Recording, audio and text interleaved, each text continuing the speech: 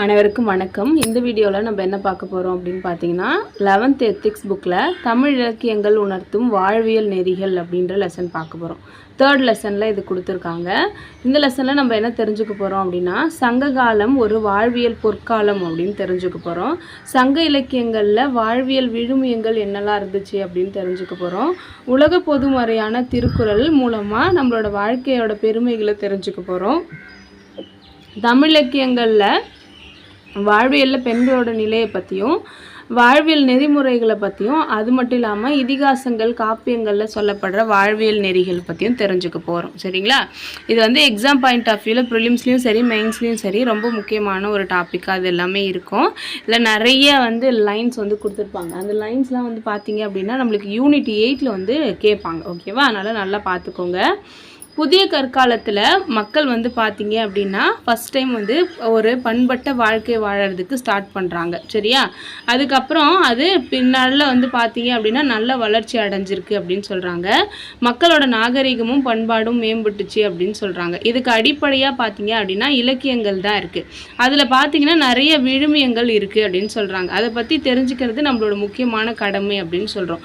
விழுமியங்கள் அப்படின்னா என்னென்னா ஒரு கேரக்டர்ஸ் அப்படின்னு நம்ம சொல்லலாம். இதெல்லாம் இருந்தால் தமிழர்கள் அப்படின்னு நம்ம வெளியில் ஒருத்தவங்க இப்போ வேறு நாட்டிலேருந்து ஒருத்தவங்க நம்மளை வராங்க அப்படின்னா தமிழ்நாட்டோட பண்பாடு இல்லை இந்தியாவோட பண்பாடு அப்படின்னா என்ன, அவங்களுக்கு சிறந்த நாகரிகம் இருக்குது அப்படின்னு சொன்னோன்னா என்னென்னலாம் இருந்துச்சுன்னா அது தமிழர்கள் அப்படின்னு சொல்லுவோம். அப்படின்னா காதல், நட்பு, உதவி, வாய்மை, விருந்தோம்பல், வீரம், கொடை இதெல்லாம் பார்த்தீங்க அப்படின்னா நம்மளோட வாழ்க்கை நெறிமுறைகள்லேருந்து வெளியே வருது அப்படின்னா அதுதான் நம்ம விழுமியங்கள் அப்படின்னு சொல்கிறோம். சரியா? இது எல்லாமே தமிழரோட பண்பாட்டு சிறப்பை சுற்றி காட்டுது அப்படின்னு சொல்கிறாங்க. தமிழர்களோட பண்பாட்டு வளர்ச்சியில் பார்த்தீங்க அப்படின்னா நிறைய இலக்கியங்கள் இருக்குது. நம்ம இந்த லெசனில் இலக்கியங்கள் தான் பார்க்க போகிறோம் இல்லையா? அதில் பார்க்கும்பொழுது முக்கியமாக திருக்குறள் இருக்குது. திருக்குறளுக்கு அடுத்து என்ன கொடுத்துருக்காங்க? நன்னூல், நாலடியார், ஐம்பெருங்காப்பியங்கள், கம்பராமாயணம், வில்லி பாரதம் இது எல்லாமே இருக்குது. இதுலேருந்தும் நிறைய லைன்ஸ் நம்மளுக்கு பின்னாடி வரப்போகுது. தமிழர்களோட பண்பாடும் நாகரிகமும் உலக அளவில் சிறப்பாக இருந்ததுக்கு காரணம் என்ன அப்படின்னா நம்மளோட இந்த இலக்கியங்களில் சொல்லப்படுற முக்கியமான நல்ல விஷயங்கள், அதை தான் நம்ம விழுமியங்கள் அப்படின்னு சொல்கிறோம். ஓகேவா? மனித நாகரிகத்தோட வளர்ச்சி அப்படின்னு பார்க்கும் பொழுது மக்கள் ஃபஸ்ட்டு என்ன பண்ணாங்க அப்படின்னா நிலையான ஒரு இருப்பிடம் இல்லாமல் நாடோடிகளாக தெரிஞ்சிட்டு இருந்தாங்க. ஓகேவா?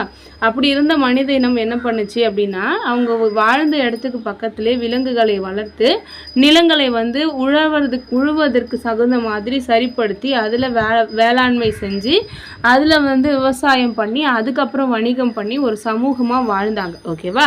அப்போது முன்னாடி காலத்தில் வேட்டை சமூகமாக இருந்த போதும் சரி வேளாண்மை சமூகமாக மாறின போதும் சரி மக்கள் எப்பயுமே என்ன பண்ணுவாங்க? கூட்டமாக வாழ்வாங்க, குடும்பமாக இருப்பாங்க, அப்புறம் சமூகமாக இருப்பாங்க அப்படின்னு சொல்கிறோம். ஓகேவா? அதுக்கு அப்போ என்ன பண்ணாங்க? நிறைய மாற்றங்கள். ஒருத்தர் தனியாக இருக்கிறதுக்கும் 2 பேர் ஒன்றா இருக்கிறதுக்கும் நிறைய டிஃப்ரென்ஸ் இருக்கு இல்லையா? தனியாக இருக்கும் அப்படின்னா அவங்க இஷ்டத்துக்கு எப்படி வேணால் இருக்கலாம். ஆனால் ஒரு 2 பேரோ 3 பேரோ ஒரு இடத்துல ஒன்றா இருக்கும் அப்படின்னா நம்ம இவங்களுக்காகவும் அவங்க இவங்களுக்காகவும் என்ன பண்ணணும்? அட்ஜஸ்ட் பண்ண வேண்டியிருக்கும். எல்லாரும் ஒரே மாதிரி இருக்க மாட்டாங்க. அப்போது அதுக்கேற்ற மாதிரி நம்மளோட வெளியிலையும் சரி உள்ளேயும் சரி மாற்றங்கள் அப்படின்றது முக்கியமாக இருக்குது. ஓகேவா? இந்த மாற்றங்களுக்கு ஏற்ப மனிதன் தன்னை சுற்றி இருக்கிற புறச்சூழல்களையும் மாற்றிக்க வேண்டி இருந்துச்சு. மேய்ச்சல் நிலத்தை போய் ஒரு வாட்டியும் தேடி போயிட்டு அங்கே போய் என்ன பண்ணான்? விவசாயம் பண்ணான். அப்படி இல்லாமல் என்ன பண்ணாங்க அப்படின்னா ஒரே இடத்த சரிப்படுத்தி அங்கேயே விளைநிலங்களாக உருவாக்குனாங்க அப்படின்னு சொல்கிறாங்க. ஆற்றங்கரை ஓரத்துலேயும் சமவெளி பகுதிகளையும் ஃபஸ்ட்டு என்ன பண்ணாங்க? கிராமங்களாக இருந்தாங்க. அதுக்கப்புறம் நகரங்களாக மாறி அதுக்கப்புறம் என்ன பண்ணாங்க? நாளடைவில் நாடுகளாக வளர்ச்சி அடைஞ்சாங்க அப்படின்னு சொல்கிறாங்க. இந்த மாதிரி ஒரு மனிதன் தனி மனிதனாக இருந்து நாடோடியாக இருந்து குடும்பமாக இருந்து சமூகமாக இருந்து கிராமமாக இருந்து நகரமாக இருந்து நாடாக வர்றதுக்கு முக்கியமான காரணம் என்ன அப்படின்னா மனிதனால் கண்டுபிடிக்கப்பட்ட பல்வேறு வகையான உற்பத்தி காரணிகள் அப்படின்னு சொல்கிறோம். என்னென்னலாம் அப்படின்னு சொல்லலாம்? சக்கரம் கண்டுபிடிச்சதுக்கு அப்புறமா தான் ஒரு இடத்துலேருந்து இன்னொரு இடத்துக்கு பொருட்களை வெயிட்லாம் தூக்கிட்டு ஈஸியாக நம்மளால் போக முடிஞ்சுது. படகு தண்ணியில் என்ன பண்ண முடிஞ்சு? ஆற்றை கடந்து போக முடிஞ்சுது அப்படின்னு சொல்கிறோம். இது இல்லாமல் நம்மளுக்கு பார்த்தீங்க அப்படின்னா புறநிலையில் வேட்டை சமூகத்திலேருந்து வேளாண் சமூகமாகவும் வணிக சமூகமும் மாறுறதுக்கு பார்த்தீங்க அப்படின்னா நம்மளோட உறவு நிலைகளையும் மேம்படுத்திக்கிட்டாங்க. அதே நேரத்தில் ஒன்றா சேர்ந்து வாழறதுக்கு என்ன பண்ணாங்க, பல்வேறு வகையான நெறிமுறைகளை உருவாக்கிக்க வேண்டியிருந்துச்சு அப்படின்னு சொல்கிறாங்க. ஓகேவா? புற வளர்ச்சிக்கு உற்பத்தி காரணிகள் எந்த அளவுக்கு முக்கியமோ அந்த மாதிரி ஒரு மனிதன் உறவை மேம்படுத்திக்கிட்டு இருக்கணும். ஒரே இடத்துல கும்பலாக வாழும்பொழுது எந்தவித சண்டைகளும் இல்லாமல் ஒன்றா வாழணும் அப்படின்றதுக்காக என்ன பண்ணணும் அப்படின்னா சில பண்புகளை வளர்த்துக்க வேண்டியதாக இருந்துச்சு. அதுதான் நம்ம என்ன சொல்கிறோம், விழுமியங்கள் அப்படின்னு சொல்லிட்டு சொல்கிறோம். சரியா? அப்போ பல்வேறு இனக்குழுக்களாக வாழ்ந்துட்டு இருந்த மனித இனம் ஒன்று சேர்ந்து வாழ உதவியது தான் இந்த நெறிமுறைகள் அப்படின்னு சொல்கிறோம். இதன் மூலமாக தான் நம்மளுக்கு ஒரு தனி மனிதன்லேருந்து குடும்பம், சமூகம், நாடு அப்படின்லாம் வந்துச்சு. ஓகேவா? அப்போது இந்த குடும்பத்துலேயும் இருந்தாலும் சரி, இல்லை சமூகத்துலேயும் இருந்தாலும் சரி, அதுக்கு தலைமை தாங்கின தலைவர்கள் என்ன பண்ணாங்க, அவங்க இஷ்டத்துக்கு வாழாமல் அவங்களோட விருப்பு வெறுப்புகளை எல்லாம் என்ன பண்ணுறாங்க, ஒரு சேனலைஸ் பண்ணி ஒரு நெறிப்படுத்திக்கிட்டு வாழணும் அப்படின்றது முக்கியமாக இருந்துச்சு அப்படின்னு சொல்கிறாங்க. இதுக்கு முக்கியமான காரணம் தன்னலத்தை கருதாது பொது நலத்தை விரும்புறது தான் அப்படின்னு சொல்லிட்டு சொல்கிறாங்க. ஒருத்தன் நான் தான் முக்கியம் அப்படின்னா அவன் என்ன பண்ணுவான், அவன் இஷ்டத்துக்கு தான் இருப்பான். மற்றவங்க முக்கியம் அப்படின்னு நினைக்கிறவங்க என்ன பண்ணுவாங்க, அட்ஜஸ்ட் பண்ணி போவாங்க அப்படின்னு சொல்லிட்டு சொல்கிறாங்க. ஓகேவா? அப்போது இந்த மாதிரியான விழுமியங்களை நம்ம கையாண்டோம் அப்படின்னா மட்டும்தான் மனித இனம் ஒத்துமையாகவும் அமைதியாகவும் வாழ முடியும் அப்படின்னு சொல்லுவோம். இப்போ நம்ம சொல்லணும், விட்டு கொடுத்தோம் அப்படின்னா நம்ம என்ன பண்ணுவோம், ஒத்துமையாக இருப்போம் அப்படின்னு சொல்லிட்டு அந்த மாதிரி தான் சொல்லியிருக்காங்க. தமிழ் இலக்கியத்தில் பார்த்தீங்க அப்படின்னா நம்மளுக்கு அறம், அன்பு, அருள், அடக்கம், அமைதி, அறிவு, ஆற்றல், உண்மை, உழைப்பு, நேர்மை, நாணயம், உயர்வு, ஒழுக்கம், இரக்கம், ஈகை, வீரம், தீரம், காதல், கடமை, நீதி, நெறி, இது எல்லாமே சொல்லியிருப்பாங்க. இது எல்லாத்தையும் நம்ம என்ன பண்ணுறோம், விழுமியங்கள் அப்படின்னு சொல்கிறோம். சரியா? மக்கள் அவங்களோட சூழ்நிலைக்கு ஏற்ப ஒன்றா வாழறதுக்கான வழிமுறைகளை இந்த விழுமியங்கள் தான் கொடுத்துச்சு அப்படின்னு சொல்கிறாங்க. ஓகேவா? இந்த விழுமியங்கள்லேயே நம்ம நிறைய வகையை பார்க்கலாம். என்னென்ன அப்படின்னா இது பேசிக்காக அடிப்படையானது, இதை மாற்ற முடியும், இது எல்லா மனிதர்களுக்கும் உரியது, இது ஒரு சில குறிப்பிட்ட சமூகத்துக்கு மட்டும் உரியது அப்படின்னு சொல்லி அவங்க அந்த விழுமியங்களையும் என்ன பண்ணியிருக்காங்க அப்படின்னா மாற்றிருக்காங்க. ஓகே, வகைப்படுத்தியிருக்காங்க. அதுலேயும் அவங்க சில தமிழ் இலக்கியங்களில் பதிவு செஞ்சும் இருக்காங்க அப்படின்னு சொல்கிறாங்க. இப்போ நம்ம பார்த்தோம் இல்லையா அந்த டேப்லெட் காலத்தில், அதுதான் நம்மளோட தமிழ்நாட்டோட விழுமியங்கள்னு சொல்கிறோம். அது ஒன்றையும் நம்ம எக்ஸ்பிளைன் பண்ணி கொடுத்துருப்பாங்க, அதை பார்க்க போகிறோம்.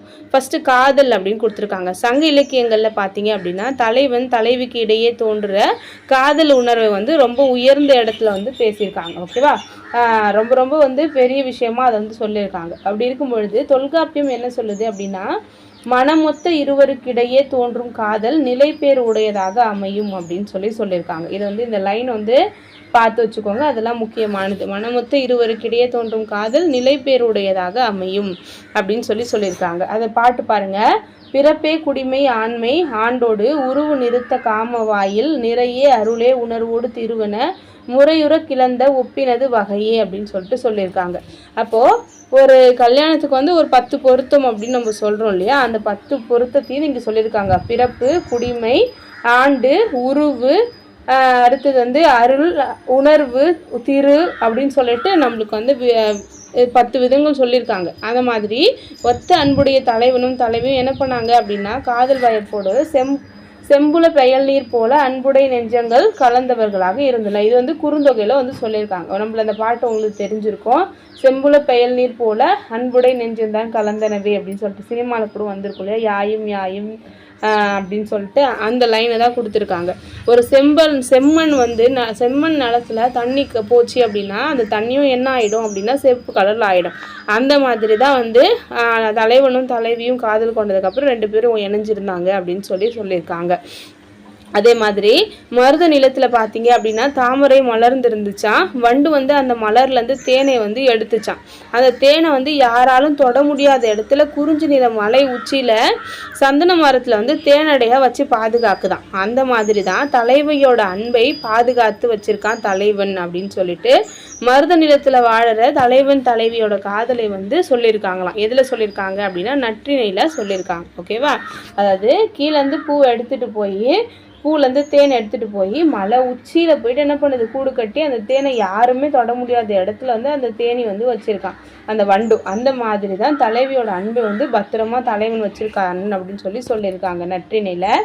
நின்ற சொல்லர் நீடு தோன்றி இனியர் என்றும் என் தோல் பிரிவு அறியலரே தாமரை தன்தாது ஊதி மீமிசை சாந்தில் தொடுத்த தீந்தேன் போல புறையமன்ற புறையோர் கேண்மை அப்படின்னு சொல்லியிருக்காங்க. நற்றினில கொடுத்துருக்காங்க.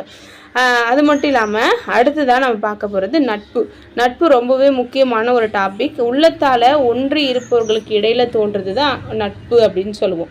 மனித உறவுகள்லேயே மிக மிக பெருமை வாய்ந்தது எது அப்படின்னா நட்பு தான் அப்படின்னு சொல்கிறாங்க. நட்பை சொல்லும்பொழுது சங்க இலக்கியங்களில் ரொம்ப அதிகமாக சொல்லியிருக்காங்க. ஒருவரோட உயர்வுக்கும் உழைப்புக்கும் விடாமுயற்சிக்கும் காரணமாக இருக்கிறது நல்லொரு நட்பு அப்படின்னு சொல்கிறாங்க. ஒரு நல்ல ஃப்ரெண்ட்ஷிப் மட்டும் நம்மளுக்கு கிடச்சிருச்சு அப்படின்னா நம்மளோட உயர்வு நம்மளோட விடாமுயற்சி எல்லாமே அவங்க பக்கத்துணையாக இருப்பாங்க அப்படின்னு சொல்லியிருக்காங்க. நற்றினில என்ன சொல்லியிருக்காங்க அப்படின்னா உயிர் ஓர் அன்ன செய்யர் தீர் நட்பே. அதாவது 2 உயிரும் ஒரே மாதிரி இருக்கிற மாதிரியான நண்பர்கள் அப்படின்னு சொல்லியிருக்காங்க. அகநானூரில் என்ன சொல்லியிருக்காங்க அப்படின்னா யாக்கைக்கு உயிர் இயைந்தது அண்ணன் நட்பு அப்படின்னு உடம்புல உயிர் எங்கே இருக்குன்னு கண்டுபிடிக்க முடியாது இல்லையா, அந்த மாதிரி 2 பேரும் இணைஞ்சிருக்கிற நட்பு அப்படின்னு சொல்லியிருக்காங்க. அப்போது சங்க இலக்கியங்களில் நட்புக்கு இவ்வளோ முக்கியத்துவம் கொடுத்துருக்காங்க.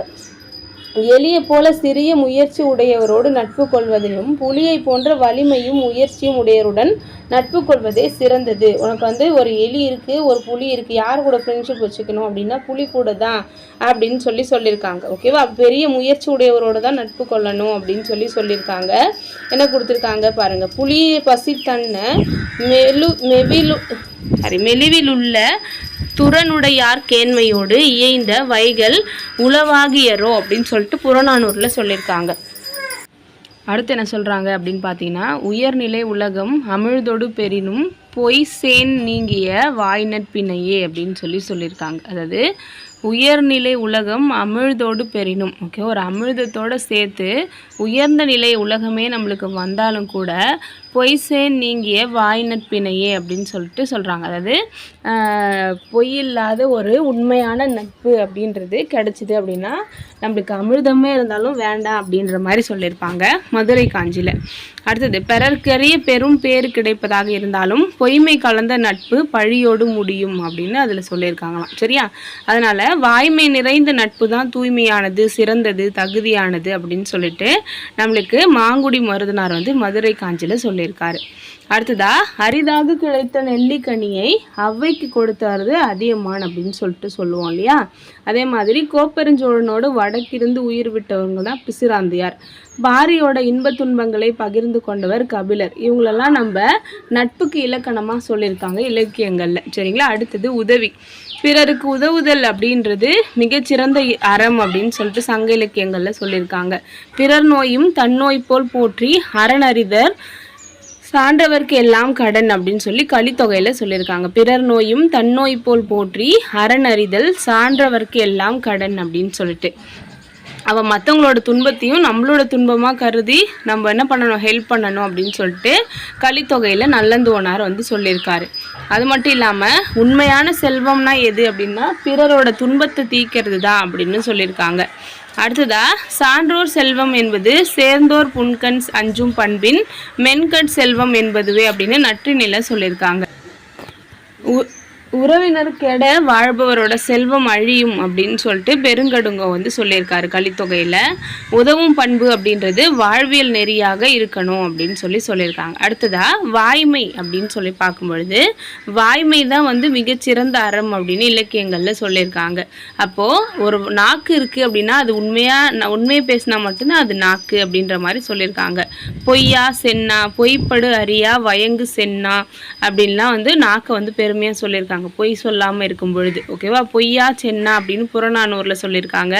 பொய் படுபு அறியா வயங்கு சென்னா அப்படின்னு பதிற்றுப்பத்தில் சொல்லியிருக்காங்க. அது மட்டும் இல்லாமல் உண்மையை பற்றி சொல்லும் பொழுது பிழையா நன்மொழி அப்படின்னும், அதே மாதிரி பொய்யை சொல்லும் பொழுது பொய் பொதி கொடுஞ்சொல், பொய்யை ஒரு கொடுமையான சொல் அப்படின்னு நற்றினில சொல்லியிருக்காங்க. நிலம் புடை பெயர்வது ஆயினும் கூறிய சொற்புடை பெயர்ந்தளர் இல்லரே அப்படின்னு சொல்லியிருக்காங்க. அதாவது இந்த நிலமே பேத்துக்கிட்டு போனாலும் சொன்ன வார்த்தையை மாற்றுறவங்க அப்படின்றது இல்லை அப்படின்ட்டு நற்றினில சொல்லியிருக்காங்க. அதே மாதிரி தான் நிலம் திறம் பெயரும் காலை ஆயினும் கிளந்த சொல் நீ பொய்ப்பு அறியலையே அப்படின்னு. இந்த நிலமே வந்து என்ன பண்ண அதோட திறத்தில் மாறுது அப்படின்னா கூட நீ வந்து என்ன பண்ண மாட்ட, பொய் சொல்ல மாட்டியே, பொய் சொல்லவே தெரியாதே அப்படின்னு சொல்லி 18 சொல்லியிருக்காங்க. நிலம் பெயரினும் நின் சொல் பெயரல் அப்படின்னு புறநானூரில் சொல்லியிருக்காங்க. அப்போது இந்த நிலமே புடை பெயர்ந்தாலும் பொய் சொல்லக்கூடாது அப்படின்னு வலியுறுத்தி இலக்கியங்களில் நம்மளுக்கு சொல்லியிருக்காங்க. சரியா?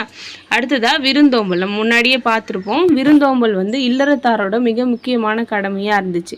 வீட்டுக்கு வர விருந்தினர்களை முகம் கோணாது வரவேற்று உபசரித்து இருக்கிறது தான் வந்து தமிழர்களோட முக்கியமான பண்பு அப்படின்னு சொல்கிறாங்க. அதில் நற்றினில் என்ன சொல்லியிருப்பாங்கன்னா, அல்லில் ஆயினும் விருந்து வரி நுவக்கும் உள்ளை சான்ற கற்பின் மெல்லியர் குறுமகள் உறைவின் ஊரே அப்படின்னு சொல்லியிருக்காங்க. நடுராத்திரியாக இருந்தால் கூட விருந்தினர் வர்றாங்க அப்படின்னும் பொழுது நம்ம என்ன பண்ணுவோம், ரொம்ப சந்தோஷமாக வந்து அந்த பெண் வந்து பரிமாறுவாங்க அப்படின்னு சொல்லியிருக்காங்க. அமிர்தமே கிடைச்சாலும் அவங்க மட்டும் சாப்பிடாம விருந்தினருக்கும் கொடுத்து சந்தோஷமாக வாழ்வாங்க அப்படின்னு சொல்லியிருக்காங்க. எதுவுமே இல்லை சமைக்கிறதுக்கு அப்படின்னும் பொழுது விதையில் வந்து போட்ட தினையை வந்து விதைக்காக வச்சுருந்த தினையை வந்து உரலை இடித்து உணவளித்த செய்தியை வந்து சொல்லியிருக்காங்களாம். விருந்தினருக்கு உணவளிக்க வரகினை கடனாக வாங்கிட்டு வந்து சமைச்சு கொடுத்தாங்களாம். இதை வந்து சங்கப்பாடலில் புறநானூரில் வந்து சொல்லியிருக்காங்க. ஓகேவா? அதே மாதிரி ஒருவன் வந்து தன்னோட விருந்தினரை உபசரிக்க காசு இல்லாமல் ஃபஸ்ட் நாள் வந்து வீர வாளை வந்து என்ன பண்ணியிருப்பாங்க அப்படின்னா அடகு வச்சு சாப்பாடு போட்டாங்க அப்படின்றதையும் புறநானூரில் சொல்லியிருக்காங்க. ஓகேவா? தலைவிக்கு வந்து தலைவன் கூட சண்டை போடுறதுக்கே நேரம் இல்லாமல் போயிருக்கா எல்லா விருந்தினரும் வந்து அவங்களுக்கு கவனிக்கிறதுலே அப்படின்னு நற்றினியில் வந்து சொல்லியிருக்காங்க. சரியா? அடுத்தது விருந்தோம்பல் கை கூடாத வாழ்க்கையை விருந்து கண்டு ஒழிக்கும் திருந்தா வாழ்க்கை அப்படின்னு புறநானூறு சொல்லுது. ஓகேவா? அதாவது விருந்தினர் வர்றதை பார்த்து ஐயோ வராங்களேன்ட்டு ஒளிஞ்சுக்கிட்டு அவங்க கண்ணில் படாமல் நம்ம போனோம் அப்படின்னா அது வந்து ஒரு திருந்தாத வாழ்க்கை அப்படின்னு புறநானூரில் சொல்லியிருக்காரு. யார் சொன்னது அப்படின்னா பெருங்குன்றூர் கிழார் வந்து சொல்லியிருக்காங்க. தமிழர்களோட வீட்டு வாசல்லே பார்த்தீங்க அப்படின்னா திண்ணை வந்து வச்சுருப்பாங்க. ஓகேவா? இப்போ நிறைய பேர் வீட்டில் வைக்கிறது இல்லை. நம்ம பழைய காலத்து வீட்டிலலாம் பார்த்தீங்கன்னா திண்ணை இருக்கும். அந்த திண்ணை எதுக்கு அப்படின்னா நம்மளோட விருந்தோம்பல் பண்புக்கு ஒரு மிகப்பெரிய எடுத்துக்காட்டாக நம்மளுக்கு அந்த திண்ணையை வந்து சொல்கிறாங்க. ஓகேவா? அடுத்தது பெண்களோட நிலை. விருந்தோம்பல்லையும் சரி, கற்பு ஒழுக்கத்துலேயும் சரி, பெரியாரை பேணுவதிலையும் சரி, நன்மக்கள் பேரும் சரி, இல்லற வாழ்வோட கடமைன்னு நம்ம சொல்கிறோம். ஓகேவா? இல்லற வாழ்க்கையோட கடமைகளில் நம்ம விருந்தோம்பல், கற்பொழுக்கம், பெரியோரை பேணுதல், நன்மக்கள் பேரு இதெல்லாம் சொல்லும் பொழுது பெண்கள் எப்படி இருந்தாங்க அப்படின்னா, ஒரு பையன் வந்து அவங்க பெத்த பையன் வந்து மாரில் வந்து காயத்தோடு இருக்கான். சரியா? போரில் வந்து வெட்டு காயப்பட்டுட்டு வந்து கிடக்குறான். அவனை பார்த்து அவங்க என்ன சொல்கிறாங்க அப்படின்னா, நீ உன்னை வந்து நான் குழந்தையாக பெக்கும்போது இருந்த சந்தோஷத்தை விட நீ போரில் வீர புண்பட்டு இறக்கும்போது இருக்கிற சந்தோஷம் எனக்கு ரொம்ப அதிகமாக இருக்குது அப்படின்னு சொல்லியிருக்காங்களாம். அதே இன்னொரு தாய் என்ன சொல்லியிருக்காங்க அப்படின்னா, நின் மகன் யாண்டுலன் அப்படின்னு சொல்லி ஒருத்தவங்க கேட்டிருக்காங்க. உங்கள் பையன் எங்கே அப்படின்னு கேட்கும் பொழுது, என் பையன் எங்கே இருக்கான் அப்படின்னு தெரியாது, புலி தங்கிட்டு போன கொகை மாதிரி அவனை பெத்த வயிறு வந்து இங்கே இருக்குது அப்படின்னு சொல்லியிருப்பாங்க. அது புறநானூறு நம்மளுக்கு 12th புக்லேயே இருக்கும். அந்த ஒரு பாட்டை தான் வந்து சொல்லியிருக்காங்க. அடுத்தது அவனை பார்க்கணும் அப்படின்னா நீ என்ன பண்ணணும், போர்க்காலத்துக்கு தான் போகணும், ஏன்னா அவன் வந்து ஒரு வீரமான பையன் அப்படின்ற மாதிரி சொல்லியிருப்பாங்க. மக்கள் பேரையும் சமூக கடமையாகவே சங்ககால மக்கள் வந்து கருதுனாங்களாம்.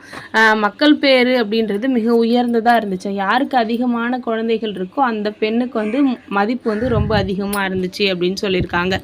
மயக்குறு மக்களை இல்லோர்க்கு பயக்குறை இல்லை தாம் வாழும் நாளே அப்படின்னு சொல்லிட்டு புறநானூரில் சொல்லியிருக்காங்க. சங்க காலத்தில் ஔவையார், நச்செல்லையார், நன்முல்லையார், ஆதிமந்தையார், நப்பசலையார், முடத்தாம கன்னியார், காக்கை பாடினியார், ஒக்கூர் மாசாத்தியார், பொன்முடியார் இந்த மாதிரி நிறைய பெண்பார் புலவர்கள் வந்து இருந்திருக்காங்க.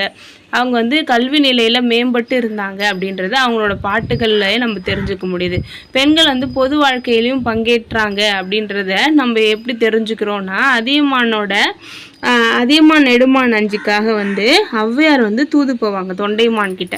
அப்போது பொது வாழ்க்கையிலையும் வந்து அரசியல்லையும் பெண்கள் வந்து ஈடுபட்டிருக்காங்க அப்படின்றது நம்ம தெரிஞ்சுக்குது. அது மட்டும் இல்லாமல் பாடினி, விரலி இவங்கெல்லாம் வந்து ஆடல் பாடல் கலைகளில் சிறந்து விளங்கியிருக்காங்க. அடுத்தது சங்ககாலம் வந்து ஒரு வாழ்வியல் பொற்காலம் அப்படின்னு சொல்கிறோம் இல்லையா, அது எதுக்காக அப்படின்னு பார்க்க போகிறோம். சங்ககாலம் வந்து ஒரு பொற்காலமாக தான் இருந்துச்சு அப்படின்னு சொல்கிறாங்க. ஓகேவா, அதுக்கு நிறைய காரணம் இருக்குது. இருந்தாலும் எவ்வழி நல்லவர் ஆடவர் அவ்வழி நல்லை வாழிய நிலனே அப்படின்னு புறநானூரில் ஔவையார் வந்து ஒரு பாட்டை வந்து சொல்லியிருக்காங்க. அப்போது எந்த இடத்துல மக்கள் வந்து நல்லா இருக்காங்களோ அந்த இடம் தான் வந்து நிலத்தில் வந்து நல்ல நிலம் கெட்ட நிலம் அப்படின்லாம் இல்லை. அது மேடாக இருந்தாலும் சரி பள்ளமாக இருந்தாலும் சரி, நம்மளுக்கு வந்து அங்கே வாழ்கிற மக்களோட பண்புகள் நல்லதாக இருந்துச்சுன்னா அது நல்ல நாடு அப்படின்னு நம்ம சொல்லுவோம் அப்படின்னு சொல்லியிருக்காங்க. ஓகேவா, நாட்டை மேன்மைக்குரியதாக மாற்றுவது அந்த அரசனோட பண்புகள் தான் அப்படின்றத சொல்லியிருக்காங்க. ஓகேவா, சங்ககால மன்னர்கள் பார்த்திங்கன்னா கல்வியிலையும் சரி வீரம் கொடை நட்பு சான்றோரை அரவணைச்சு பார்த்துக்கிறது இந்த மாதிரி நிறைய நல்ல பண்புகளோடு இருந்திருக்காங்க அந்த காலத்தில் இருந்த மன்னர்கள். சரியா, அடுத்தது வீரம்.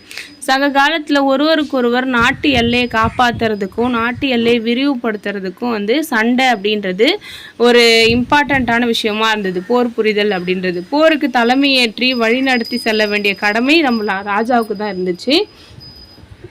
அதுலேயும் பார்த்தீங்க அப்படின்னா சண்டைக்கு போகிறவங்க புறமுதுகிட்டு ஓட மாட்டாங்க. ஓகேவா, அவங்களுக்கு உடம்போல முன் பக்கத்தில் காயமாகி இறந்தாலும் பரவாயில்ல அப்படின்னு சொல்லுவாங்க. பின்பக்கம் தான் வந்து முதுகு பக்கத்தில் காயம் வந்துடுச்சு அப்படின்னா அதை வந்து அவங்களோட வீரத்துக்கே வந்து ஏற்பட்ட ஒரு களங்கம் அப்படின்னு சொல்லிட்டு உயிர் போவாங்க அப்படின்னு சொல்லிட்டு சொல்கிறாங்க. ஓகேவா, ஒரு போர் நடக்கிறதுக்கு முன்னாடி என்ன பண்ணுவாங்க அப்படின்னா போரில் யாரெல்லாம் பாதிக்கப்படக்கூடாதோ அவங்கக்கிட்டலாம் வந்து முன்னாடியே என்ன சொல்லுவாங்க அப்படின்னா இந்த மாதிரி போர் நடக்க பொழுது நீங்கள் வந்து பாதுகாப்பான இடத்துக்கு போயிடுங்க அப்படின்னு சொல்லி முன்னாடியே வந்து முரசறிஞ்சு சொல்லுவாங்க.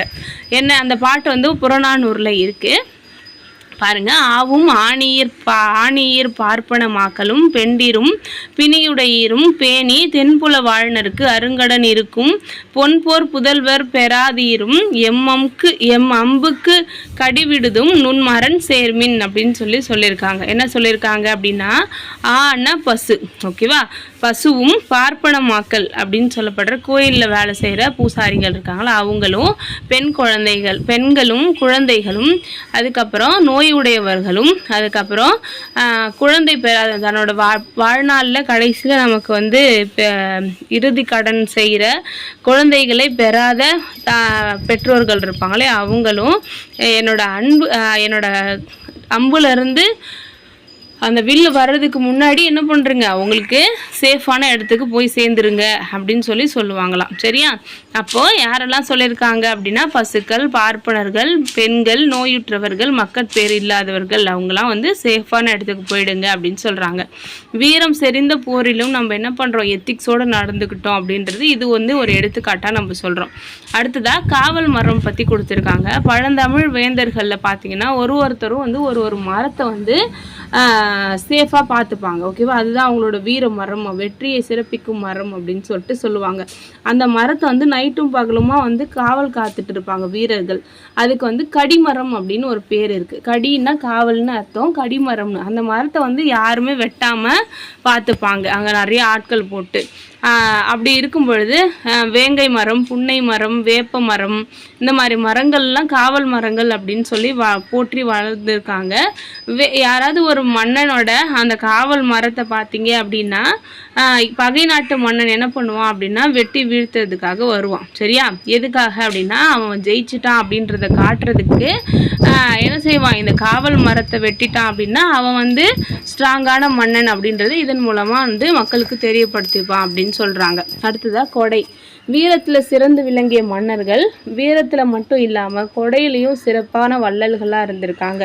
இந்த வள்ளல் தன்மையை பற்றி தான் நம்ம பாடான் திணையில் நிறைய பாடல்களில் தெரிஞ்சுக்குவோம். அவங்களோட கடையெழு வள்ளல்களில் இருக்கிற குறுநில மன்னர்களாக இருக்கலாம் அல்லது நிறைய சிறு மன்னர்கள் கூட என்ன பண்ணாங்க அப்படின்னா ரொம்ப வந்து கொடை வள்ளலாக இருந்தாங்க.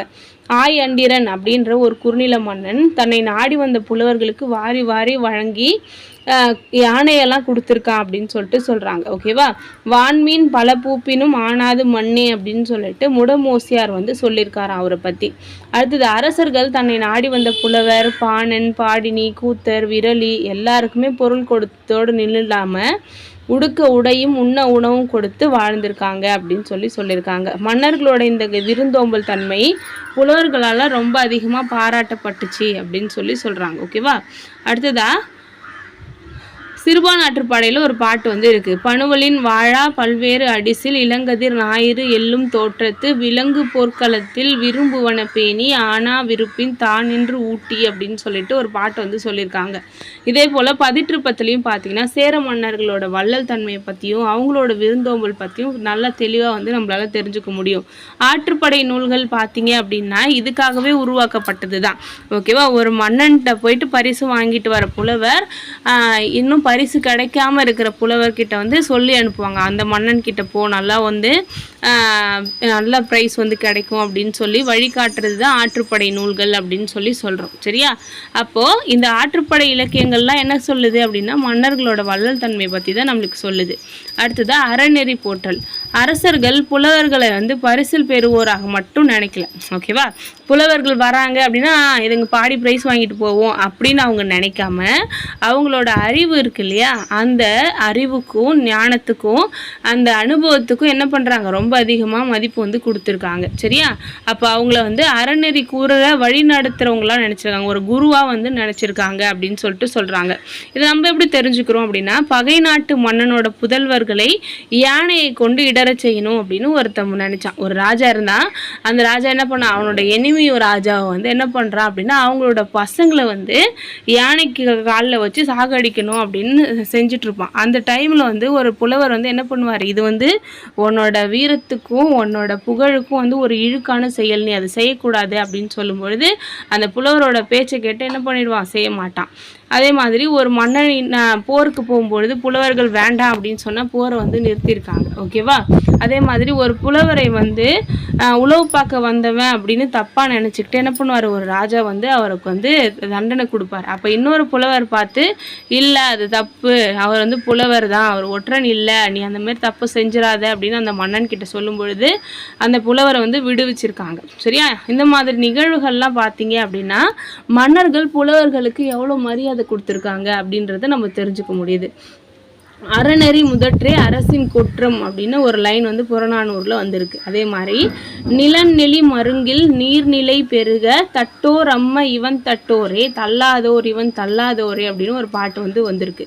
அப்போது அரசர்கள் அறநெறியை தான் முதன்மையாக கொண்டு ஒரு அரசை ஆளணும் அப்படின்றதுலையும் உழவு செழித்து உணவு பெருகணும், நீர்நிலைகள் அமைச்சு தரணும் அப்படின்றதுலாம் அரசரோட கடமைகள். அதை ஒரு அரசன் மறக்கும் பொழுது அதை புலவர்கள் என்ன பண்ணுவாங்க அப்படின்னா அவங்ககிட்ட ஒரு அழுத்தி சொல்லுவாங்க. அதை அவங்க கேட்டு நடந்துக்கிட்டாங்க. ஏழை பெண்ணோட மானத்தை காக்கிறதுக்காக தன் கையையே வெட்டி கொண்ட பொற்கை பாண்டியன் அப்படின்னு சொல்லியிருக்காங்க. ஒரு ஏழை பெண்ணோட மானத்தை காக்கிறதுக்காக தன் கையையே வெட்டிக்கிட்டாராம் பொற்கை பாண்டியன். அதே மாதிரி அடைக்கலம் புகுந்த புறாவுக்காக தன்னோட தசையே என்ன பண்ணாங்க அப்படின்னா சிபி மன்னன் அப்படின்றவர் கொடுத்தாராம். அதே மாதிரி கன்றை இழந்த ஒரு பசுவுக்காக தன்னோட மகனையே தேர்காலில் போட்டாராம் மனுநீதி சோழன். இந்த மாதிரி அரசர்களோட செயல் பார்க்கும் பொழுது அவங்க நீதிக்கு எவ்வளோ முக்கியத்துவம் கொடுத்துருக்காங்க அப்படின்றத நம்ம தெரிஞ்சுக்குது. அது மற்றும் பிறர் அப்படின்ற பாகுபாடு இல்லாமல் நீதி வழங்கியிருக்காங்க, அறநெறி வழுவாது ஆட்சி புரியுறாங்க அப்படின்னு சொல்கிறாங்க. இந்த மாதிரியான அறநெறிகளுக்கு கட்டுப்பட்டு அரசாட்சி நடத்துனாங்க அப்படின்றத நம்ம தெரிஞ்சுக்க முடியுது. ஓகேவா. அடுத்தது வானம் பொய்ப்பினும் விளைச்சல் குறையினும் எதிர்பாராத இடையூறுகள் தோன்றினாலும் அரசன் நல்லாட்சி செலுத்தாததே காரணம் அப்படின்னு அந்த காலத்தில் சொல்லுவாங்களாம். ஒரு நாட்டில் திடீர்னு ஒரு இயற்கை பேரிடர் வருது அப்படின்னா இந்த ராஜா ஒழுங்காக ஆட்சி பண்ணல, அதனால தான் இயற்கைக்கு பிடிக்கல அப்படின்னு சொல்லுவாங்களாம். அந்த மாதிரி ஒரு பழி சொல்லுக்கு பயந்துக்கிட்டே மன்னன் நல்ல ஆட்சி செலுத்தணும் அப்படின்ற ஒரு பயம் இருந்திருக்கு அப்படின்னு சொல்லியிருக்காங்க. மாறி பொய்ப்பினும் வாரி குன்றினும் இயற்கை அல்லன செய்கையிற் தோன்றினும் காவலர் பழிக்கு மிக்க கண்ணகன் ஆலம் அப்படின்னு புறநானூறு பாடல் சொல்லுது. அடுத்ததா பிறர்க்கென வாழ்தல். சங்க தமிழர்கள் பார்த்தீங்க அப்படின்னா பரந்த மனப்பான்மையுடையவங்களாக இருந்திருக்காங்க. தன்னலம் கருதாது பிறநலம் பேணும் பண்புடையவர்களாக இருந்திருக்காங்க.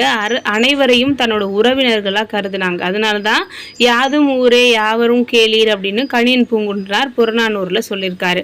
அது மட்டும் இல்லாமல் அவங்க புறநானூரில் என்ன சொல்லியிருக்காங்க, நல்லது செய்தல் ஆற்றியராயினும் அல்லது செய்தல் ஓம்புமின் அதுதான் அப்படின்னு சொல்லியிருக்காங்க. ஒருத்தவங்களுக்கு நீங்கள் நல்லது செய்யலை அப்படின்னாலும் பரவாயில்ல, ஆனால் அவங்களுக்கு என்ன பண்ணக்கூடாது, கெட்டது வந்து செய்யக்கூடாது அப்படின்னு சொல்லியிருக்காங்க. அதே மாதிரி உண்டால் அம்மா இவ்வுலகம் இந்திரர் அமிர்தம் இயைவது ஆயினும் இனிது என தமியர் உண்டலும் இலரே, முனிவு இலர் துஞ்சலும் இலர், பிறர் அஞ்சுவது அஞ்சி புகழெனின் உயிரும் கொடுக்குவர், பழியனின் உலகுடன் பெரினும் கொள்ளலர், அயர்விலர் அன்னமாட்சித்து அணையராகி தமக்கென முயலா நோன்தால் பிறர்க்கின முயலுனர் உண்மையானே அப்படின்னு சொல்லியிருக்காங்க. அப்போது இந்த உலகத்தையே வந்து உனக்கு தரேன் அப்படின்னு சொன்னாலும் கூட அவங்க என்ன பண்ண மாட்டாங்களாம், அமிர்தத்தையே கிடைச்சாலும் தனியாக சாப்பிட மாட்டாங்க. அதே மாதிரி சோம்பல் இல்லாமல் இருப்பாங்க அப்படின்னு சொல்கிறாங்க. புகழ் அப்படின்னா உயிரையும் கொடுப்பாங்களாம், பழி அப்படின்னா இந்த உலகமே கொடுத்தாலும் வேணாம் அப்படின்னு சொல்லுவாங்களாம்.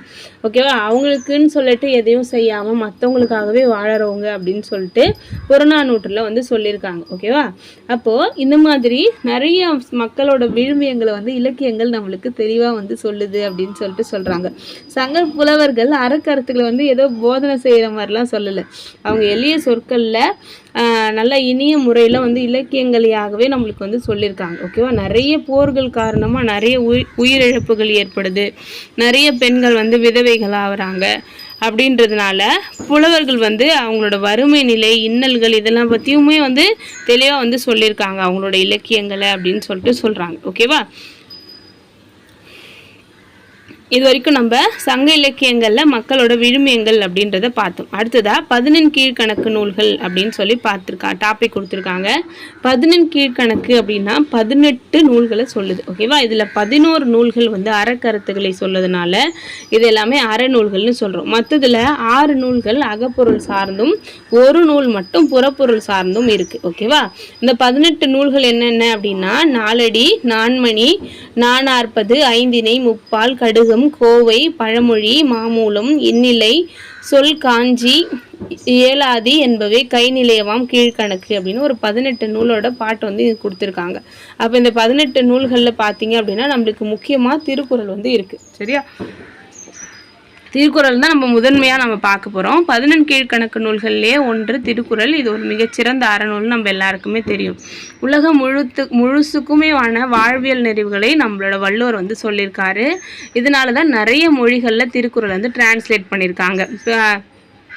அதில் வந்து பார்த்திங்கன்னா பொறாமை, பேராசை, சினம், இன்னா சொல் இது 4ம் இல்லாத தீயது அப்படின்னு நினச்சி அதை ஒழிச்சிட்டு வாழறது தான் அறம் அப்படின்னு சொல்லியிருக்காங்க. ஓகேவா, அழுக்காறு, அவா, வெகுளி, இன்னா சொல் 4ம் இழுக்கா இயன்றது அறம் அப்படின்னு சொல்லியிருக்காங்க. அதே மாதிரி இல்லறத்தில் வாழறவங்க வந்து எப்படி இருக்கணும், அறநெறிகளோடு வாழணும் அப்படின்னு சொல்கிறாங்க. அந்த மாதிரி வாழ்ந்தாங்க அப்படின்னா அவங்க துறவிகளை விட மேலானவர்கள் அப்படின்னு சொல்லியிருக்காங்க. ஆற்றின் ஒழுக்கி அறநிழுக்கா இல்வாழ்க்கை நோற்பாரின் நோன்மை உடைத்து. ஓகேவா, அப்போது இல்லறத்திலே வந்து என்ன பண்ணுறாங்க, ஒழுக்கமாக அறநிழுக்காது ஒரு இல்வாழ்க்கை வாழ்ந்தாங்க அப்படின்னா அவங்க வந்து துறவரம் பூண்டவங்களுக்கு இருக்கிற பலத்தை வந்து பெறுவாங்க அப்படின்னு சொல்கிறாங்க.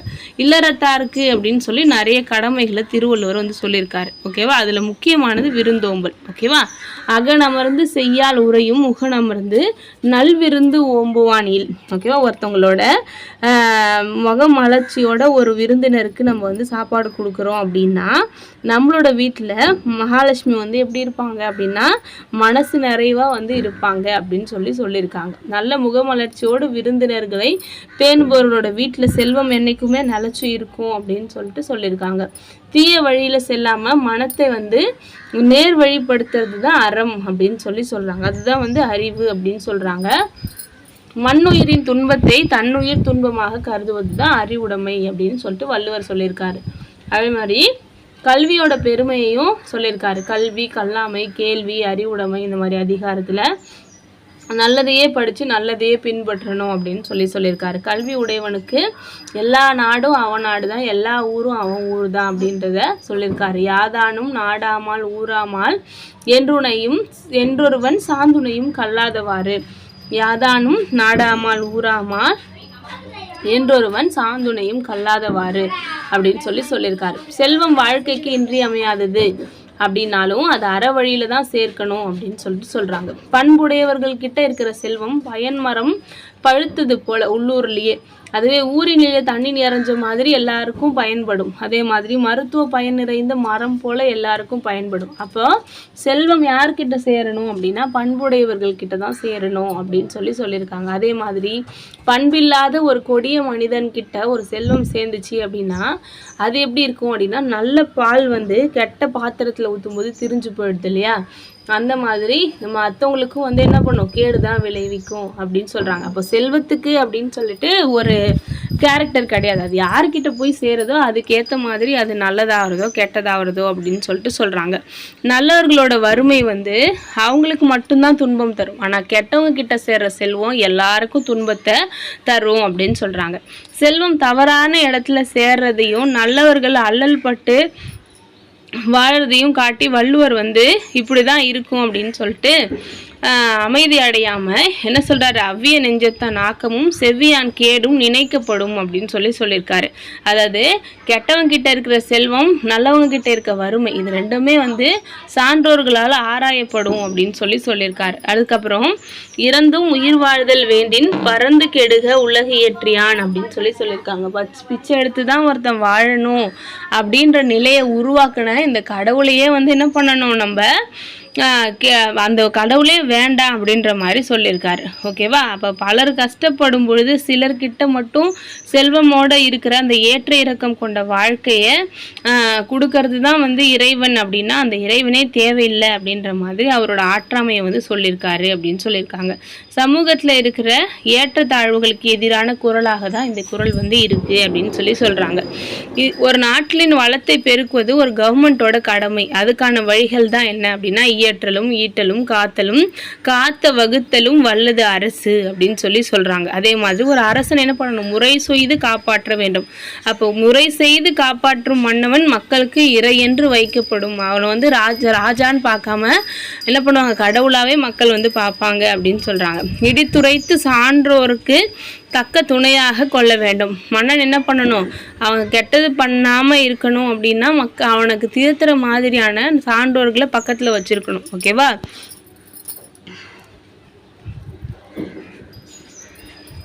அப்படி இல்லை அப்படின்னா அந்த மன்னன் தானாகவே என்ன பண்ணுவான், அழிஞ்சிருவான். பகைவரே இல்லைன்னா கூட என்ன பண்ணுவான், அழிஞ்சிருவான் அப்படின்னு சொல்லியிருக்காரு. ஓகேவா? அதே மாதிரி அரசன் முறை தவறி ஆட்சி பண்ணான் அப்படின்னா அவன் நாடு வளத்தோடு இருக்காது, வானம் பொய்த்து போயிடும். மக்களை அச்சுறுத்தி அதிகமாக வரி வசூலிக்கிறது அப்படின்றது ஆபத்தானது அப்படின்னு சொல்லியிருக்காரு. அடுத்தது அன்பு, நாணம், ஒப்புரவு, கண்ணோட்டம், வாய்மை, இனியவை கூறல், செய் நன்றி அறிதல், இந்த மாதிரியான நற்பண்புகள் மனித வாழ்க்கைக்கு இன்றியமையாதது அப்படின்னு திருவள்ளுவர் சொல்லியிருக்காரு. இத்தகைய வாழ்க்கை தான் தெய்வத்தன்மையுடையது அப்படின்னு சொல்லியிருக்காரு. யார்கிட்ட தெய்வத்தன்மையுடைய வாழ்க்கை இருக்கும் அப்படின்னா அன்போடையும் நாணத்தோடையும் ஒப்புரவோடையும் கண்ணோட்டத்தோடையும் வாய்மையோடும் இனியவை சொல்லி செய் நன்றி அறிந்து வாழறவங்களோட வாழ்க்கை தான் தெய்வத்தன்மை உடையது அப்படின்னு சொல்லியிருக்காரு. வையத்துள் வாழ்வாங்கு வாழ்வான் வானுரையும் தெய்வத்துள் வைக்கப்படும். இந்த வையத்திலே வாழ்வாங்கு வாழறவன் தெய்வம் மாதிரி அப்படின்னு சொல்லியிருக்காரு. அடுத்தது நாலடியார்ல என்னதான் சொல்றாங்க, திருக்குறளுக்கு அடுத்து முக்கியமான நூலாக நம்ம நாலடியாரை சொல்கிறோம். நாலும் இரண்டும் சொல்லுக்கு உறுதி அப்படின்னு சொல்லியிருக்காங்க. அப்போது பழமொழி நாலடியாரோட திருக்குறளையும் சேர்த்து சொல்லுது. ஓகேவா? சமண முனிவர்கள் நிறைய பேர் எழுதியிருப்பாங்க. பதுமனார் அப்படின்றவர் தொகுத்திருப்பார். திருக்குறளில் இருக்கிற நிறைய கருத்துக்கள்ல நாலடியார்லையும் பார்க்கலாம். துறவரத்தை பாராட்டி பேசுதல், உலக இன்பத்தை வெறுத்தல், ஊழ்வினை, மறுபிறப்பு, புலால் உண்ணாமை, உயிர்கொலை புரியாமை, இதெல்லாம் சமண சமய கொள்கைகள். இதெல்லாம் நாலடியாரில் சொல்லியிருக்காங்க. அடுத்தது அறிவும் ஒழுக்கமும் அப்படின்னு பார்க்கும்பொழுது வாழ்க்கை நிலை இல்லாதது, செல்வமும் நிலை இல்லாதது. அதனால அறச்செயல்களை நம்ம டைம் பீரியடு அதெல்லாம் பார்க்காம தொடர்ந்து செஞ்சுக்கிட்டே இருக்கணும் அப்படின்னு சொல்கிறாங்க. ஒரு கரும்போட சாறு எப்படி மற்றவங்களுக்கு பயன்படுமோ அந்த மாதிரி நம்ம வாழ்க்கையை வச்சுக்கணும் அப்படின்னு சொல்கிறாங்க. செல்வத்தை நல்ல வழியில தான் சேர்க்கணும், பலருக்கும் பகிர்ந்து கொடுக்கணும். அதே மாதிரி கற்று அறிந்தவர்களோட நட்பு அடிக்கரும்பு மாதிரி டேஸ்ட்டாக இருக்கும் அப்படின்னு சொல்கிறாங்க. நற்பண்பு இல்லாதவர்களோட சேர்கிற நட்பு வந்து நுனிக்கரும்பு மாதிரி சப்புன்னு இருக்கும் அப்படின்னு சொல்லியிருக்காங்க. கலர் நிலத்தில் விளைந்தாலும் உப்பை வந்து நல்ல விளைநிலத்தில் பிறந்த நெல்லுக்கு இணையாக கருதுறாங்க அப்படின்னு சொல்கிறாங்க. அப்போது பிறப்பை கொண்டு மட்டும் ஒருத்தவங்கள உயர்ந்தவர் தாழ்ந்தவர்னு கருதிட முடியாது. எங்கு பிறந்தாலும் சரி, கற்றறிந்தவர் தான் சிறந்தவர், அறிவும் ஒழுக்கமும் தான் மக்களுக்கு மதிப்பை தரும் அப்படின்னு சொல்லி நாலடியாரில் வந்து சொல்லியிருக்காங்க. எல்லாமே முக்கியமானது இல்லையா? கலர் நிலத்து பிறந்த உப்பினை சான்றோர் விளை நிலத்து நெல்லின் விழுமதா கொள்வர், கடை நிலத்தோர் ஆயினும் கற்றறிந்தோரை தலைநிலத்து வைக்கப்படும். ஓகேவா? நீ உப்பு மண்ணில் பிறந்தாலும் உப்புக்கு வந்து மதிப்பு வந்து நெல்லுக்கு ஈக்குவலாக இருக்குது. அப்போது நீ எங்கே பிறந்தாலும் சரி, உன்னோட குணம் உன்னோட கல்வி இது 2 தான் உன்னை வந்து உயர்த்தும் அப்படின்னு நாலடியாரில் சொல்லியிருக்காங்க. அடுத்ததா, அறிவு தெளிவில்லாதவர்களோட நட்பை விட அவர்களோட பகையே நல்லது. ஒரு முட்டாள்கிட்ட போயிட்டு நீ ஃப்ரெண்டாக இருக்கிறத விட அவனோட எனிமையாகவே இருந்துட்டு போயிடலாம் அப்படின்னு சொல்லியிருக்காங்க.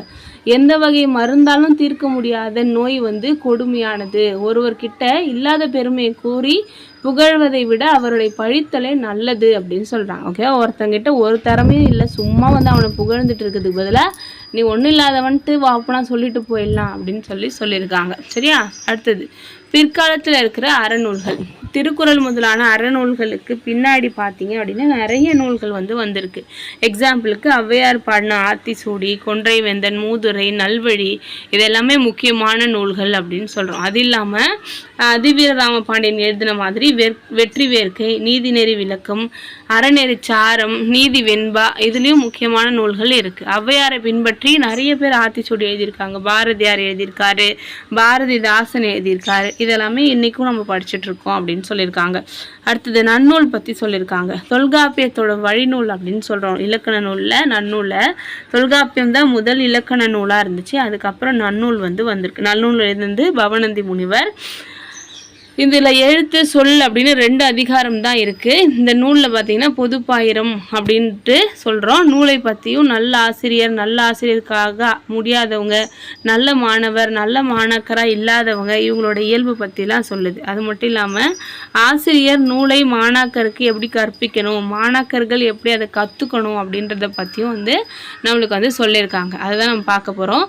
ஒரு நல்ல ஆசிரியர் எப்படி இருக்கணும் அப்படின்னா அருண் குணம் உடையவராக இருக்கணுமா, பல நூல்களை படித்தவராக இருக்கணும், தான் கற்றதை வந்து மாணவர்களுக்கு எளிதாக சொல்கிற அளவுக்கு திறமை வாய்ந்தவராக வந்து இருக்கணும் அப்படின்னு சொல்லியிருக்காங்க. யாரெல்லாம் ஆசிரியராக ஆகக்கூடாது அப்படின்னா மாணவர்கள் எளிதில் மாணவர்களுக்கு புரிகிற மாதிரி சொல்ல முடியாதவங்க இருக்காங்க இல்லையா, அந்த மாதிரி திறமை இல்லாதவர்கள் வந்து ஆசிரியராக ஆகக்கூடாது.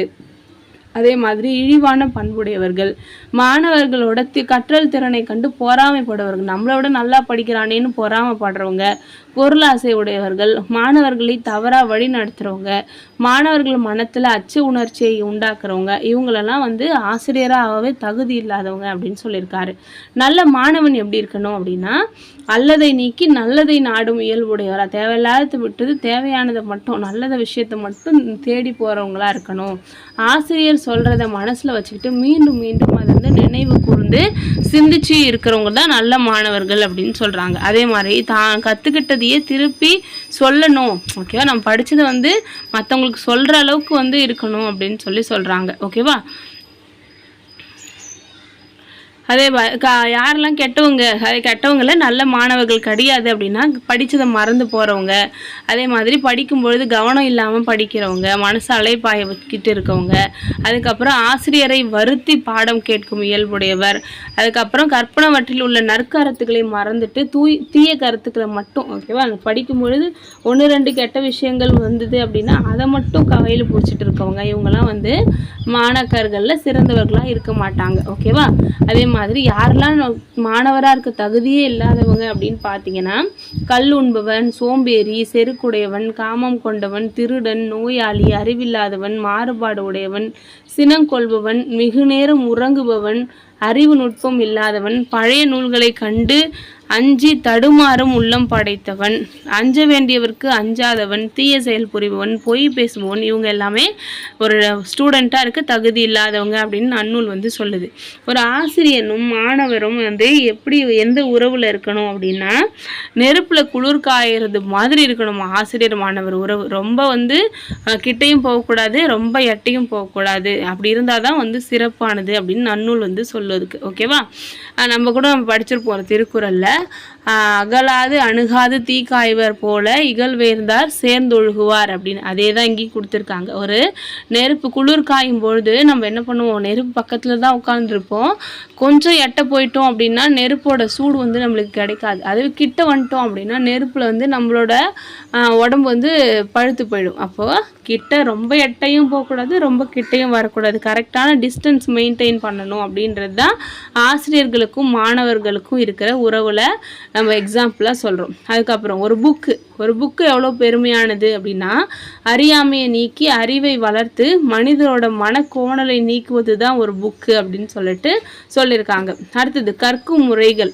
ஒரு முறைக்கு பல முறை படித்தாதான் முழு அறிவு கிடைக்கும் அப்படின்னு நன்னூலில் வந்து சொல்லியிருக்காங்க. ஆசிரியர் சொல்கிறத அப்படியே உள்வாங்கி நம்ம பார்த்தோம் அப்படின்னா ஒரு 1/4 பங்கு அறிவு தான் கிடைக்குமா. அதே வந்து நம்ம ஆசிரியர் படித்ததை கேட்டுட்டு சொல்லி கொடுத்ததை கேட்டுட்டு நம்ம கூட படிக்கிறவங்க கூட அதை பற்றி நம்ம பேசணும் அப்படின்னா இன்னொரு 1/4 பகுதி அறிவு வந்து வருமா. அதே வந்து நம்ம வந்து அதை வந்து கூட படிக்கிறவங்க கிட்டேயோ ஒரு அவையிலையோ போய் பேசும் பொழுது ஓகேவா, அது வந்து இன்னும் ஒரு பாதி வந்து நிறையுமா. அப்போ முழு அறிவு பெறணும் அப்படின்னா ஒருத்தவங்ககிட்ட நம்ம பாடம் கேட்கணும், அதை பற்றி டிஸ்கஸ் பண்ணணும், மற்றவங்களுக்கு நம்மளும் என்ன பண்ணணும் சொல்லணும். அப்போ தான் முழு அறிவை வந்து நம்மளால் பெற முடியும் அப்படின்னு நன்னூல் வந்து சொல்லியிருக்காங்க. அடுத்தது நூலில் நம்ம படித்ததில் இருக்கிற விஷயங்களையும் கற்பனை நடைமுறையையும் படித்து தெரிஞ்சுக்கிட்டு படித்ததை பல முறை சிந்திச்சு பார்க்கணும். அதே மாதிரி நம்ம காதால் கேட்டதையும் வந்து ஒப்பிட்டு பார்க்கணும். அதே மாதிரி ஆசிரியர்கிட்டையும் அதை பகிர்ந்து படிக்கணும் அப்படின்னு சொல்கிறாங்க. ஓகேவா? நம்ம பழகும் பொழுதே கல்வியில் விருப்பமுள்ள மாணவர்களோட பழகணும். நம்மளுக்கு வர டவுட்ஸ் வந்து என்ன பண்ணணும், நிறைய பேர் கூட பேசி தெளிஞ்சுக்கணும் அப்படின்னு சொல்கிறாங்க. இது மாதிரி படித்தாதான் வந்து நம்மளோட படிப்பு அப்படின்றது ரொம்ப சிறப்பாக இருக்கும் அப்படின்னு சொல்லியிருக்காரு. ஓகே, இது வரைக்கும் நம்ம வந்து இந்த வீடியோ முடிச்சுக்கலாம். ஏன்னா நெக்ஸ்ட்டில் வந்து நம்மளுக்கு 50 காப்பியங்கள், அதுக்கப்புறம் வந்து இதிகாசங்கள், வில்லி பாரதம், இதுலேருந்து நம்ம தெரிஞ்சுக்க வேண்டிய இலக்கியங்கள்லேருந்து கிடைக்கிற முக்கியமான விஷயங்கள்லாம் வந்து கொடுத்துருக்காங்க. வீடியோ லெங்த் வந்து ரொம்ப எக்ஸ்ட்ராஸாக போகுது. ஓகேவா? நம்ம அதை நெக்ஸ்ட்டு பார்ட்டில் வந்து பார்க்கலாம், நெக்ஸ்ட் வீடியோவில் பார்க்கலாம். தேங்க்யூ.